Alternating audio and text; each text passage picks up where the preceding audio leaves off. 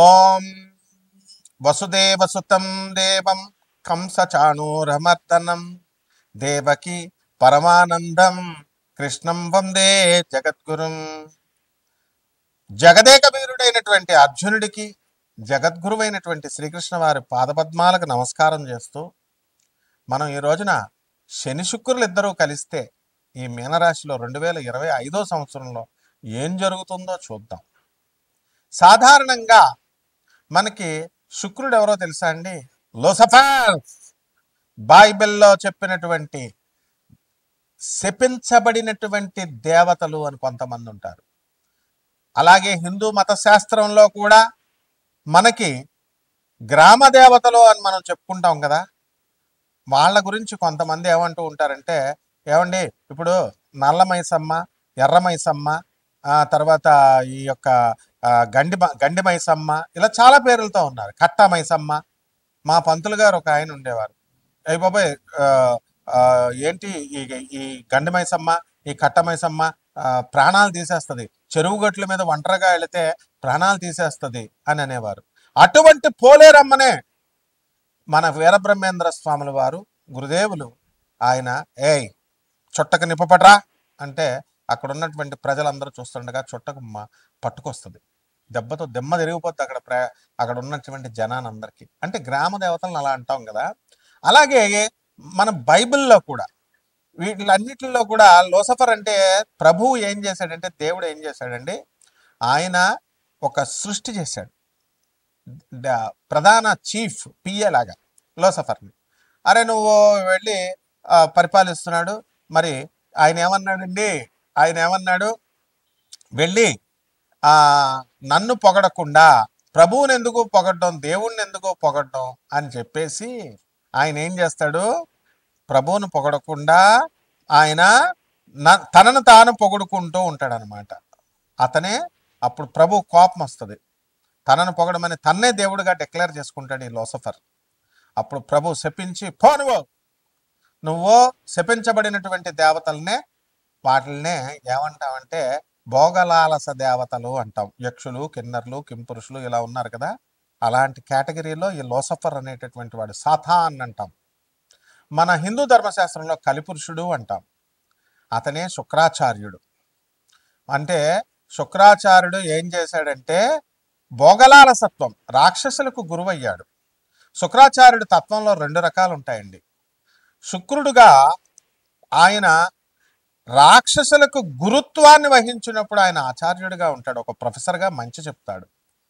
అలాగే శపించబడినప్పుడు అతను సాక్షాత్తు శ్రీ మహావిష్ణువు తన తల్లిని చంపాడు అనేటటువంటి అక్కస్సుతో శ్రీ మహావిష్ణువు మీద ద్వేషంతో భక్తి మార్గంలో ఉన్నటువంటి వాళ్ళందరినీ కూడా భోగలాలసత్వం వైపు లాగేస్తాడు.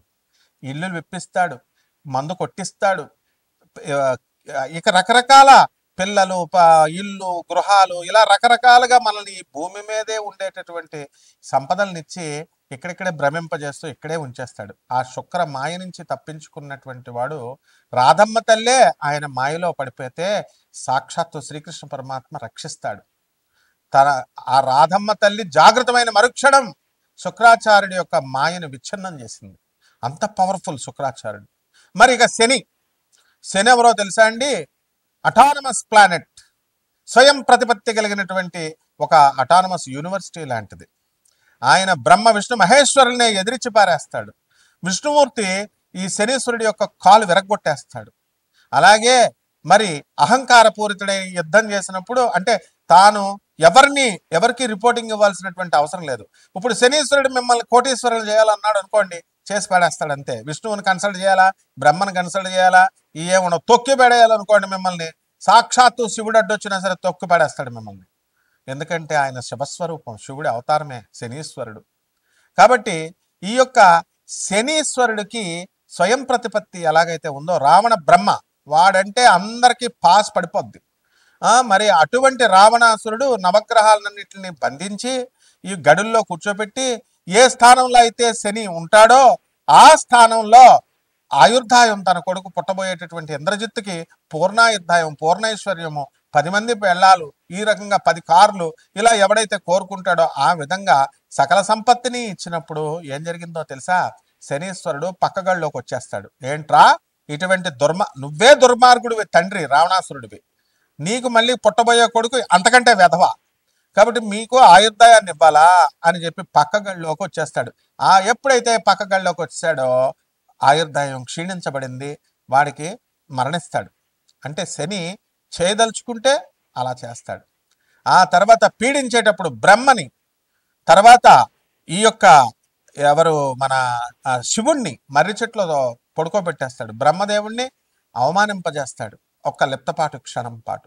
అటువంటి వాడు పరమేశ్వరుని పార్వతీదేవి అడుగుతుంది ఏమని, అయ్యా నిన్ను పీడించడం ఏంటి? సర్వ సృష్టికి నువ్వు జగత్తుకి అధిష్టాన దేవుడువు కదా, నువ్వే కదా బాస్ అని అంటే, నేను సరదాగా పిల్లల్లాగా చేశా, మన పిల్లలు సరదాగా ఆడుకుంటుంటే మనం ఇది అవ్వకూడదు, డాడీ అని కొడతారు, పిప్పలాచార్యుడిని నేను పుట్టిస్తాను, అతని చేతిలో శనికి పరాభవం జరుగుతుంది అని చెప్పి పిప్పలాచార్యుడిని పుట్టిస్తాడు. ఇవన్నీ కూడా చాలా కథలు ఉన్నాయి. కాబట్టి మనం చెప్పుకోబోయేది ఏంటంటే శని శుక్రుడు గురించి చూద్దాం. మీనరాశిలో శని ఉచ్చస్థితి, అటువంటి శనేమో శుక్రుడు ఉచ్చస్థితి, శనేమో సముడు. కాబట్టి ఈ శని శుక్రుల మిత్రత్వం ఉంది. కాబట్టి ఎక్కడైతే ఇప్పుడు అమ్మాయిని 7 సంవత్సరాలు 8 సంవత్సరాలు ఫోన్ మాట్లాడి వాడికి అదుర్సు సినిమాలో బ్రహ్మానందం లాగా అయిపోద్ది అనమాట. శని శుక్రులు మీనరాశిలో కలిస్తే, మళ్ళీ శని శుక్రులు వేరే చోట కలిస్తే మళ్ళీ అది సక్సెస్ అవుతుంది. అదుర్సు సినిమాలో బ్రహ్మానందం ఏం చేస్తాడండి, చక్కగా ఆ నయనతారకు మొత్తం అన్నీ చేస్తాడు. అన్నీ నాకేస్తుంది గురుగారు అని జూనియర్ ఎన్టీఆర్ అంటాడు, మిమ్మల్ని నాకేశారండి, బాగా వాడేశారండి అంటాడు. అంటే సోఫాలు ఇప్పిస్తాడు, సామాన్ ఇప్పిస్తాడు. అలా మనం జనం అంతా కూడా ఆడది ఫోన్ చేయగానే, ఆడది అడగగానే మొత్తం డబ్బులు ఇచ్చేస్తారు. మొత్తం మగవాడు పాపం ఎంత దుర్భర పరిస్థితిలో ఉన్న ఒక రూపాయి ఇవ్వడానికి బాధపడతారు. అది ఈ శని శుక్రుల యొక్క కలయిక మీనరాశిలో. అంటే ఏంటంటే మీరందరూ మిమ్మల్ని అందరినీ లవర్స్ వదిలేస్తారు, అందరూ డౌట్ లేదు. తర్వాత ఎన్నో సంవత్సరాలుగా మేము ఇన్వెస్ట్మెంట్లు పెట్టామండి లవర్ మీద, మేము ఎన్నో కష్టాలు పడి మేము 7 సంవత్సరాలు 8 సంవత్సరాలు మాట్లాడామంటారు, మీరు మోసగింపబడతారు మీ ప్రేమికుల చేతిలో.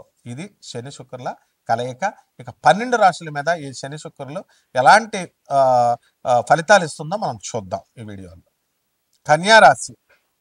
ఈ కన్యారాశి వారందరికీ కూడా మనకి సప్తమంలో ఈ శని శుక్ర గ్రహ ప్రభావాల వల్ల వివాహాలు కానటువంటి వాళ్ళందరికీ కూడా వివాహాలు అవుతాయి. మే 14వ తేదీ దాటిన తర్వాత మనకి గురుగ్రహము రాజ్యస్థితిగతుడు అవుతున్నాడు. కాబట్టి వివాహాలు కానటువంటి వాడికి వివాహాలు వస్తాయి. ఉద్యోగాలు రానటువంటి బ్యాచీలు ఉన్నారు అమెరికా, లండన్లో. ఆఫ్టర్ ఆల్ ఇండియాలో ఉన్నటువంటి వాళ్ళు పక్కన పడేసేయండి. 45 లక్షలు పెట్టి పంపించామండి, ఎవరు పంపమన్నారు మిమ్మల్ని? మాస్టర్స్ డిగ్రీ కోసం పంపించామండి, ఉద్యోగాలు రావట్లేదండి అని అనేటటువంటి వాళ్ళకు వస్తాయి. మరి అక్కడ ట్రంప్ ఉన్నాడు, మన మొగుడు ఉన్నాడు అక్కడ ట్రంప్. కాబట్టి జాగ్రత్తగా మనం చేసుకోవాలా. ఈ కన్యా రాశి వాళ్ళందరికీ కూడా చక్కగా మనం షష్ఠ స్థితిగతుడైనటువంటి ఈ యొక్క రాహుగ్రహం వస్తుంది. కాబట్టి మార్పులు అనేటటువంటి బ్రహ్మాండంగా జరుగుతాయి. విదేశాలకు వెళ్తారు, మీరు అనుకున్నవన్నీ కూడా సాధించగలుగుతారు. కాబట్టి విద్యార్థులంతా కూడా మేము ఫారెన్ వెళ్ళి చదవాలండి అనుకునేటటువంటి వాళ్ళు జాగ్రత్తగా చదువుకోండి. మరి ఉద్యోగాలు చేసినట్లయితే మిమ్మల్ని వెనక్కి పంపించేస్తాం అంటున్న ట్రంప్ దగ్గర నుంచి జాగ్రత్తగా ఉండండి. ఇకపోతే రైతుల పరిస్థితి అద్భుతంగా ఉంటుంది. బ్రహ్మాండమైనటువంటి ఇన్కమ్స్ మీకు వస్తాయి, అనుకున్నవన్నీ సాధిస్తారు. తర్వాత commission agents, vegetable commission agents కూడా మంచి స్థానంలోకి మీరు వెళ్ళడం అనేటటువంటివి జరుగుతాయి. అదేవిధంగా ఈ యొక్క గ్రహము మనకి కుజగ్రహము కర్కాటక రాశిలో నేచపట్టి ఉండడం వల్ల మీకు ఈ రాశి వారందరికీ కూడా లాభంలో ఉన్నటువంటి కుజగ్రహ ప్రభావం వలన మీకు స్థలాలు బాగా రేట్లు పెరగాలి.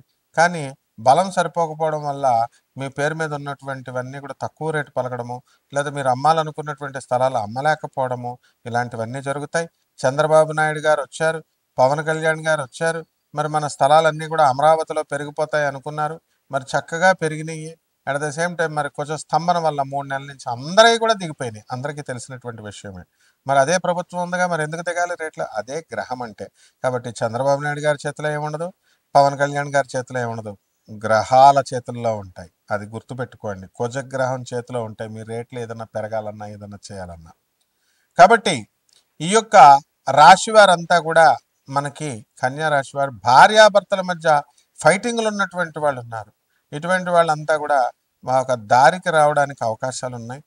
మరి సినిమా ఫీల్డ్లో ఇక అలాగే మీడియా రంగాలలో ఉన్నటువంటి వాళ్ళందరూ కూడా మీరు పరిస్థితులు అనేటటువంటి కొంచెం మెరుగుదల అవుతాయి. తర్వాత కొత్త కొత్త ఇళ్ళు స్థలాలు ఈ కన్యా రాశి వాళ్ళు కొనడం జరుగుతాయి. మరి అలాగే దాన ధర్మాలు చేసుకోవాలి. మీరు మన ధర్మశాస్త్రం ప్రకారం 10% మీరు దాన ధర్మాలు చేసుకోవాల్సిందే. కాబట్టి ఈ ఎలక్ట్రానిక్స్ సంబంధించినటువంటి వ్యవహారాల్లో సేల్స్ సర్వీసుల్లో మీరు విజయాలు అనేటటువంటివి సాధిస్తారు. ఇక పరిహారాల దగ్గరకు వచ్చేసరికి మనకి చక్కగా ఏం చేయాలండి అంటే కుజ జపం చేసుకోండి, కుజ స్తోత్రాలు చదవండి. కుజుడికి కిలోంపావు, కుజుడికి ఏం చేయాలా, కిలోంపావు ఏంటవి, కందులు, కందుల్ని మీరు దానం చేసుకోవాలా. ఎర్రని వస్త్రాలతో దానం చేసుకోవాలా. దశమహావిద్యల్లో ఒకటైనటువంటి బగలాముఖి అమ్మవారి యొక్క హోమాన్ని మీ ఇళ్లలో జరిపించుకోవాలా. ఈ రకంగా మరి మర్రి చెట్టు చుట్టూ తిరగండి చక్కగా. 108 ప్రదక్షిణాలు చేయండి. డైలీ 108 చేయలేరు కాబట్టి 18 సార్లు లేకపోతే ఒక 21 సార్లు మీరు చేయండి. ఈ విధంగా చేసినట్లయితే బ్రహ్మాండంగా ఉంటుంది. మీకు శుభమస్తు.